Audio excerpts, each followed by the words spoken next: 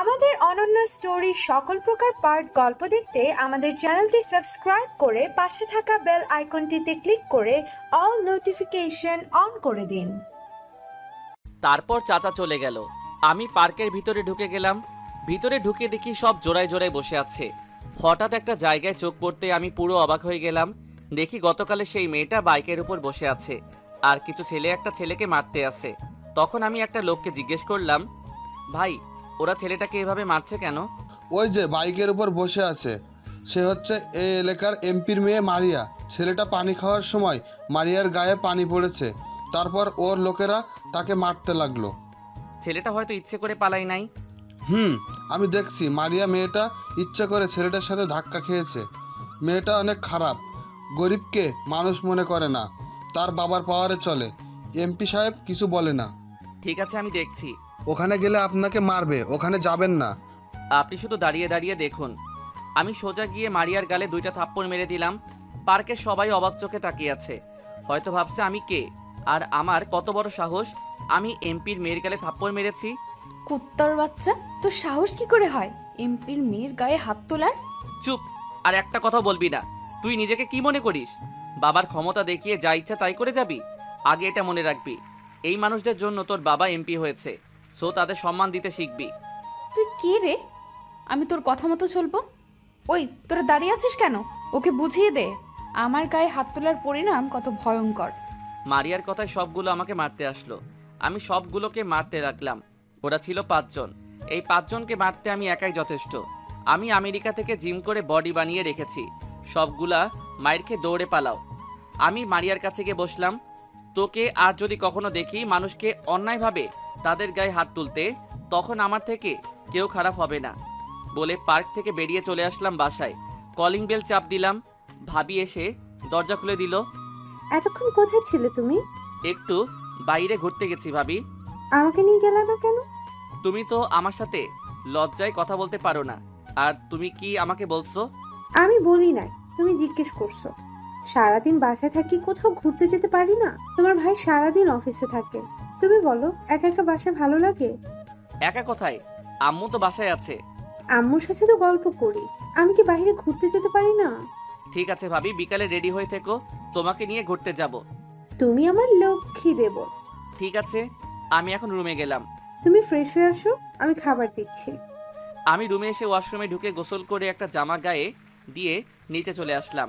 টেবিলের সামনে এসে দেখি ভাবি সব খাবার সাজিয়ে রেখেছে। আমি একটা চেয়ার টেনে বসলাম। আম্মু কোথায় ভাবি? খাবার খাবে না? তুমি বসো, আমি আম্মুকে ডেকে আনছি। ভাবি আম্মুকে ডেকে নিয়ে আসলো। আমার পাশে একটা চেয়ার টেনে বসালাম। আপনাদের একটা কথা বলে রাখি, আমার মায়ের পুরো পরিবার আমেরিকার নাগরিক। আব্বু সবাইকে বাংলা ভাষা শিখিয়েছে। ভাবি আমাকে আর আম্মুকে খাবার বেড়ে দিল। আম্মু, একটা কথা বলবো, রাগ করবে না তো? কি কথা বৌমা? তুমি আমার আম্মু, তোমাকে বলবো না তো কাকে বলবো? ঠিক আছে রাসেল, তুই সাদিয়াকে আজকে একটু বাইরে নিয়ে ঘুরে আসিস। সেটা তোমাকে বলতে হবে না, ভাবি আমাকে বাসায় আসার পর বলেছে। ও, তারপর খাওয়া দাওয়া করে রুমে চলে আসলাম। রুমে এসে বিছানায় শুয়ে মোবাইল নিয়ে ভাইয়াকে ফোন দিলাম। বল। কি করো ভাইয়া, খাওয়া দাওয়া হয়েছে? মাত্র আব্বু আর আমি খাওয়া দাওয়া করে আসলাম। ও, তোমাকে যেটার জন্য ফোন দিছি, তোমার কাছে আকাশ নামে একটা ছেলেকে পাঠিয়েছি, সে কি গেছে? আসছে। তোর কথা বলায় চাকরি দিয়ে দিছে, আর বেতন প্রথম অবস্থায় 30,000 টাকা ধরেছে। বলেছে কাজ দেখে পরে বাড়িয়ে দেবে। অনেক ধন্যবাদ ভাইয়া। আর একটা কথা, তাদের একটা ফ্ল্যাট দিয়ে দিও, আর আসা যাওয়ার জন্য অফিস থেকে একটা গাড়ি দিও। ঠিক আছে, আগে তার কিছুদিন কাজ দেখি, তার দিব। ওকে। আর তুমি কি আজকে একটু তাড়াতাড়ি বাসায় আসতে পারবে? কেন? আসলে ভাবিকে নিয়ে বিকালে বাইরে ঘুরতে যাব, যদি তুমি সাথে থাকো তাহলে অনেক ভালো লাগবে। ঠিক আছে, আমি চলে আসবো। আরও কিছুক্ষণ কথা বলে রেখে দিলাম। তারপর একটা ঘুম দিলাম। বিকালে ভাবি রুমে এসে ডাকতে লাগলো। কি হয়েছে ভাবি, ডাকছো কেন? দুপুরে কি কথা হয়েছে তোমার সাথে? ও সরি ভাবি, আমার মনে ছিল না। তুমি রেডি হয়ে নাও, আমি ফ্রেশ হয়ে রেডি হয়ে আসতেছি। ভাবি রুম থেকে বেরিয়ে গেল। আমি রেডি হয়ে রুম থেকে বেরিয়ে নিচে চলে আসলাম। নিচে এসে দেখি ভাইয়া চলে এসেছে। আমি ভাইয়াকে বললাম তাড়াতাড়ি রেডি হয়ে নিতে। কিছুক্ষণ পর ভাইয়া ভাবি রুম থেকে বেরিয়ে আসলো। দুজনকে অনেক মানিয়েছে। তারপর বাহিরে এসে গাড়ি নিয়ে বের হলাম। আমি গাড়ি চালাচ্ছি, ভাইয়া আর ভাবি দুজনে পিছনে বসেছে। তারপর একটা পার্কের সামনে গাড়ি থামালাম। ভাইয়া ভাবি নেমে ভিতরে ঢুকে গেল। আমি গাড়িটা পার্কিং করে ভিতরে ঢুকলাম। তাদের সাথে ঘুরতে ঘুরতে রাত 9টা বেজে গেছে। একটা রেস্টুরেন্টে ঢুকে খাবার খেয়ে বাসায় চলে আসলাম। বাসায় এসে যে যার রুমে চলে গেলাম। আম্মু বলেছে খাবার খেতে, আমরা বলেছি বাহির থেকে খেয়ে এসেছি। এভাবে দেখতে দেখতে আরও 7 দিন চলে গেল। মারিয়া মেয়েটাকে দেখি এখন বেশিরভাগ আমার সামনে ঘুরঘুর করে। আগের মতো জামা কাপড় পরে না, শাড়ি পরে থাকে। তাকে এভাবে দেখে আমার অনেক ভালো লেগেছে। একদিন সবাই মিলে সোফায় বসে কফি খাচ্ছি আর গল্প করছি। সেদিন শুক্রবার ছিল, তাই সবাই বাসায়। হঠাৎ কলিং বেল বেজে উঠল। আম্মু গিয়ে দরজা খুলে দিল। কিছুক্ষণ পর দেখি আম্মুর সাথে একটা আব্বুর বয়সী লোক আর আম্মুর বয়সী একজন মহিলা ভিতরে ঢুকলো। দেখো কে এসেছে। আরে রফিকুল যে, হঠাৎ না বলে আমার বাসায়? কেন, আমি কি তোর বাসায় আসতে পারি না? জি আলহামদুলিল্লাহ ভালো আছি, আপনি কেমন আছেন? আমি ভালো আছি। সাদিয়া মা, ওনাদের জন্য নাস্তার ব্যবস্থা করো। জি আপু। ভাবি চলে গেল ভিতরে। তুই তো আমার ছোট ছেলেকে দেখিস নাই। এ হচ্ছে আমার ছোট ছেলে রাসেল, আর রাসেল ও হচ্ছে আমার ছোটবেলার বন্ধু রফিকুল। রফিকুল বর্তমানে এই এলাকার এমপি। আসসালামু আলাইকুম, কেমন আছেন আঙ্কেল? আলহামদুলিল্লাহ, আমি ভালো আছি। তুমি কেমন আছো? আমিও ভালো আছি। আব্বু তোমরা কথা বলো, আমি একটু বাইরে গেলাম। ঠিক আছে, যাও। আমি আর কোনো কথা না বলে বাইরে চলে আসলাম। আর ওইদিকে রহমান, তোর কাছে একটা জিনিস চাইবো, তুই দিবি? দেবার মতো হলে অবশ্যই দিব। বল কি চাস? তোর ছোট ছেলেকে আমার মেয়ের সাথে বিয়ে দিবি? আমার মেয়েটা তোর ছোট ছেলেকে দেখে পছন্দ করে ফেলেছে। সে বলছে তোর ছোট ছেলের সাথে যদি তার বিয়ে না হয় তাহলে সে কিছু একটা করে বসবে। তুই তো জানিস মারিয়া আমার একমাত্র মেয়ে। তার কিছু হয়ে গেলে আমি কাকে নিয়ে বাঁচবো? এটা তো খুশির কথা, তোর মেয়ে আমার ঘরের বউ হয়ে আসবে।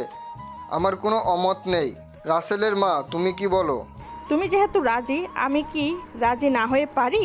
আর ওনারা তো বাহিরের কেউ নয়, এখানে মানা করার কি আছে? তুই আমার অনেক বড় উপকার করলি। আপনাদের এই ঋণ কখনো শোধ করতে পারবো না।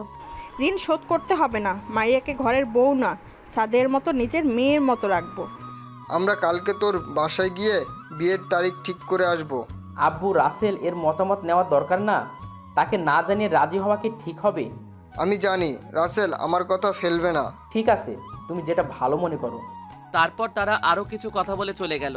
আমি এখন বাসর ঘরের সামনে দাঁড়িয়ে আছি। আপনারা হয়তো ভাবছেন আমি এই বিয়েতে রাজি হয়েছি কেন।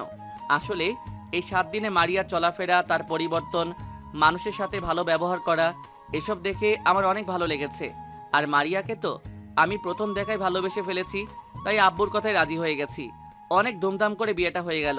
অনেক বড় বড় লোক এসেছে বিয়েতে। আর আমেরিকা থেকে নানা নানি, মামা মামি আর আমার আপুনি এসেছে। বাসর ঘরের সামনে দাঁড়িয়ে আছি, ভাবি দরজার সামনে দাঁড়িয়ে আছে, আমাকে ঢুকতে দিচ্ছে না। ভাবি বলো, তোমার কি চাই? কেন দেবরজি, তুমি জানো না বাসর ঘরে ঢুকতে হলে আমার পাওনা দিয়ে ঢুকতে হবে। তোমার আবার কিসের পাওনা? আর আমি কি আগে বিয়ে করছি যে বাসর ঘরে ঢুকতে কি কি করতে হয় আমি জানবো? ঠিক আছে, আমি বলছি। আমার পাওনা হলো তোমার বাসর ঘর সাজিয়েছি, সেটার জন্য টাকা দিতে হবে। তা কত টাকা দিতে হবে? বেশি লাগবে না, 50,000 হলে হবে। ওকে, আমার এই কার্ডটা রাখো, তোমার যত খুশি খরচ করো। আর পাসওয়ার্ড তুমি জানো। তাহলে ঠিক আছে, এবার তুমি ভিতরে যাও। তারপর ভাবি আমাকে ধাক্কা দিয়ে ভিতরে ঢুকিয়ে দিয়ে বাহির থেকে দরজা লাগিয়ে দিল। আমিও ভিতর থেকে দরজা লাগিয়ে দিলাম। আর আমাকে বোকা পেয়েছে। আমি বিয়ের মার্কেট করে কার্ডের সব টাকা শেষ করে ফেলেছি। আমার জানা মতে কার্ডে 20 থেকে 25,000 টাকার মতো আছে। আমি বিছানার দিকে যেতে লাগলাম, কিন্তু ভাবির কাছে শুনেছি স্বামী বাসর ঘরে ঢুকলে স্ত্রী পা ধরে সালাম করতে আসে। কিন্তু মারিয়া তো কিছুই করলো না।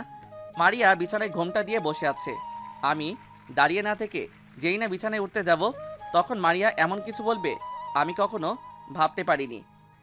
যেজন দিবসে রিচার্জ কিরায়া নিশিতে উড়াই টাকা, দেউলিয়া করিবে প্রেমিকা তাহার পকেট করিবে ফাঁকা। হাই রে দুনিয়া, যে ভালোবাসা বোঝে না তাকে ভালোবাসা শিখাতে যাবেন না, কারণ সে ভালোবাসা শিখবে আপনার কাছে, কিন্তু ভালোবাসবে অন্যজনকে, আর কষ্ট পাবেন আপনি। খবরদার, তুই আমার কাছে আসবি না। এই তুমি এটা কি বলছো? আমি তোমার স্বামী, আমি আসবো না তো কে আসবে? স্বামী? তুই ভাবলি কি করে আমি তোকে স্বামী হিসেবে মেনে নেব? আমি তোর উপর প্রতিশোধ নিতে বিয়ে করেছি। প্রতিশোধ মানে? আমার দোষটা কি? তুই ভুলে গেলি কিছুদিন আগে পার্কে সবার সামনে তুই আমার গায়ে হাত তুলছিস, তোর মনে নেই? আজ পর্যন্ত আমার বাবা মা আমার গায়ে হাত তুলে নাই। তোমার গায়ে হাত কেন তুলছি সেটা তুমি ভালো করে জানো। তুমি অন্যায়ভাবে একটা ছেলেকে মারছো, তাই বাধ্য হয়ে তোমার গায়ে হাত তুলছি। তুই এটাই তো বড় ভুল করছিস। আমি যা খুশি করব, তুই আমার গায়ে হাত তুলছিস কেন? এখন শুধু দেখবি আমি কি করি। তুই এখন ওই মারিয়াকে চিনতে পারিসনি। তাহলে আমাকে বিয়ে করলে কেন? আমি তো তোমাকে বিয়ে করতে চাইনি। তুমি নিজেই তো আমাদের বাসায় তোমার বাবা মাকে পাঠিয়েছো। বিয়েটা না করলে তো তোর উপর প্রতিশোধ নিতে পারবো না, তাই তো মা বাবাকে পাঠিয়েছি। তাই বলে তুমি আমার জীবনটা এভাবে নষ্ট করে দিবে? আমি তো মনে করছি তুমি ভালো হয়ে গেছো, আগের মতো কারোর সাথে খারাপ ব্যবহার করো না, তাই বাবার কথায় রাজি হয়ে গেলাম। এটা তো তোকে দেখানোর জন্য করেছি, যাতে তুই আমার উপর দুর্বল হয়ে পড়িস আর বিয়েতে রাজি হয়ে যাস। তাহলে এখন তুমি কি করতে চাও? সেটা সময় হলে দেখতে পাবি। তুমি আমার সাথে যা করার করো, কিন্তু আমার পরিবারের সাথে কিছু করো না। তাহলে আমি তোকে যা বলবো তোকে তাই করতে হবে। বল রাজি কিনা? ঠিক আছে, আমি রাজি। তুমি যা বলবে আমি তাই করব। ঠিক আছে, এখন গিয়ে সোফায় ঘুমিয়ে পড়। আমি কখনো সোফায় ঘুমাইনি, তাহলে এখন ঘুমাবো কি করে? খাটে তো অনেক জায়গা, আমি একপাশে শুয়ে পড়ি। তুই আমাকে বোকা পাইছিস? তোকে আমার সাথে শুতে দিলে আমাকে একা পেয়ে যদি কিছু করে বসিস। আমি তোদের মতো ছেলেদের ভালো করে চিনি। কথা না বাড়িয়ে সোফায় গিয়ে ঘুমা। আমি কোনো কথা না বলে বিছানার দিকে এগিয়ে যেতে লাগলাম। আমাকে এভাবে আসতে দেখে মারিয়া পিছে যেতে লাগলো। আমি বিছানায় থেকে একটা বালিশ আর একটা কম্বল নিয়ে সোফায় শুয়ে পড়লাম। মারিয়া হয়তো ভাবছিল আমি তার সাথে কিছু করব। মারিয়া বিছানায় শুয়ে পড়লো। আমি তার সাথে অনেক কিছু করতে পারতাম, কিন্তু পরিবারের সম্মানের কথা চিন্তা করে কিছু বলি নাই। তা না হলে ওর মতো এমপির মেয়েকে বাসা থেকে বের করে দিতাম। আবার এমপি বাবার ছোটবেলার বন্ধু। সকালে হঠাৎ ঘুমটা ভেঙে গেল, কে যেন ডাকতে আসে। কথা শুনে বুঝতে পারলাম ভাবি ডাকতে আসে। আমি সোফা থেকে উঠে বালিশ আর কম্বল বিছানায় রেখে দিলাম। মারিয়ার দিকে তাকিয়ে দেখি কি সুন্দর করে ঘুমিয়ে আছে, তার মুখের উপর চুল দিয়ে ঢাকা। ইচ্ছে করছে তার মুখের উপর থেকে চুলগুলো সরিয়ে কপালে একটা চুমো দিতাম, কিন্তু মারিয়া আমাকে সে অধিকার দেয় নাই। তাকে আর না ঠেকে আমি গিয়ে দরজা খুলে দিলাম। তখন ভাবি বলল, কি দেবরজি, রাতে কি বিড়ালটা মেরেছেন? বিড়াল পাবো কোথায়? আমি তো রুমে কোনো বিড়াল দেখি নাই, তাহলে মারবো কেমন করে? আমার দেবরটা দেখে কিছুই বোঝে না। আরে বাসর কেমন করলে? অনেক ভালো ভাবি। বাসর না ছাই, পুরো রাত সোফায় শুয়েছিলাম। খাচ্চুন্নি আমাকে সোফায় শোয়ালো। মনে মনে বললাম, তা বাসর রাতে কি করেছো? ভাবি তুমিও না? বাবা, দেবরজি দেখি লজ্জা পাইছে। তা মারিয়া কি ঘুম থেকে উঠেছে? না, এখনো ঘুমিয়ে আছে। ঠিক আছে মারিয়া, তুমি ফ্রেশ হয়ে নিচে আসো, আমি টেবিলে নাস্তা দিচ্ছি। ভাবি আর কোনো কথা না বলে চলে গেল। আমি বিছানার সামনে এসে দাঁড়িয়ে মারিয়াকে ডাকতে লাগলাম, কিন্তু ওর ওঠার কোনো খবর নেই। তাই বাধ্য হয়ে তার শরীরে টাচ করলাম। হঠাৎ মারিয়া চোখ খুলে দেখে আমি তার হাতের উপর হাত দিয়ে রেখেছি। তোর সাহস কি করে হয় আমার শরীরে টাচ করার? তোর মতলব তো ভালো না। তোমাকে আমি অনেক ডেকেছি, কিন্তু তোমার ওঠার কোনো খবর নেই, তাই তোমার হাত ধরে ডাকতে লাগলাম। হয়েছে হয়েছে, আর মিথ্যা বলতে হবে না। কেন ডেকেছিস সেটা বল। ভাবি থেকে গেছে দুজনকে ফ্রেশ হয়ে নিচে যেতে, নাস্তা খাওয়ার জন্য। ঠিক আছে তুই বস, আমি ফ্রেশ হয়ে আসছি। এই বলে মারিয়া ওয়াশরুমে ঢুকে গেল। 30 মিনিট পর বেরিয়ে আসলো। আমি মারিয়াকে দেখে এক ধ্যানে তাকিয়ে আছি। ভেজা চুলে মারিয়াকে অনেক সুন্দর লাগছে। ইচ্ছে করছে তাকে জড়িয়ে ধরি, তার চুলে নাক ডুবিয়ে দেই, কিন্তু সেই অধিকার মারিয়া আমাকে দেয় নাই। হঠাৎ মারিয়া বলল, কোথায় হারিয়ে গেলি? তোকে এতক্ষণ ডাকছি, তুই শুনোস না? কেন ডেকেছো? তুই ফ্রেশ হবি না? তুমি বসো, আমি 2 মিনিটের মধ্যে ফ্রেশ হয়ে আসছি। বলে আমি ওয়াশরুমে ঢুকে ফ্রেশ হয়ে বাহিরে আসার পর মারিয়ার দিকে তাকিয়ে দেখি চোখ মুখ লাল করে আছে। যেভাবে তাকিয়ে আছে মনে হয় আমাকে গিলে খাবে। তুমি আমার দিকে এভাবে তাকিয়ে আছো কেন? তুই গোসল করিসনি কেন? আমি তো সকালে গোসল করি না। করিস না, কিন্তু এখন তোকে করতে হবে। কেন? আমাদের মধ্যে তো কিছুই হয়নি, তাহলে আমি গোসল করব কেন? তোকে বলছি না গোসল করতে? আর গতকাল রাতের কথা ভুলে গেছিস? আর আমাদের মধ্যে কিছু হয়নি, এটা শুধু আমি আর তুই জানি, কিন্তু বাসায় কেউ জানে না। তাই বলছি কথা না বাড়িয়ে গোসল করে আয়। মারিয়া তো ঠিক কথাই বলেছে। আমি দাঁড়িয়ে না থেকে জামা কাপড় নিয়ে ওয়াশরুমে ঢুকে গোসল করে বাহিরে চলে আসলাম। ওয়াশরুম থেকে বেরিয়ে এসে দেখি মারিয়া কোনো রকম শরীরে শাড়ি পেঁচিয়ে দাঁড়িয়ে আছে। তুমি এভাবে দাঁড়িয়ে আছো কেন? শাড়ি পরো। আমি তো শাড়ি পরতে পারি না, তাই এভাবে দাঁড়িয়ে আছি। তুই একটু ভাবিকে আমার রুমে পাঠিয়ে দে। ঠিক আছে বলে আমি নিচে চলে আসলাম। নিচে এসে দেখি আব্বু আম্মু ভাইয়া নাস্তা টেবিলে বসে আছে। আমি একটা চেয়ার টেনে বসলাম। কিরে মারিয়া, কই? তাকে সাথে করে নিয়ে আসিস নাই কেন?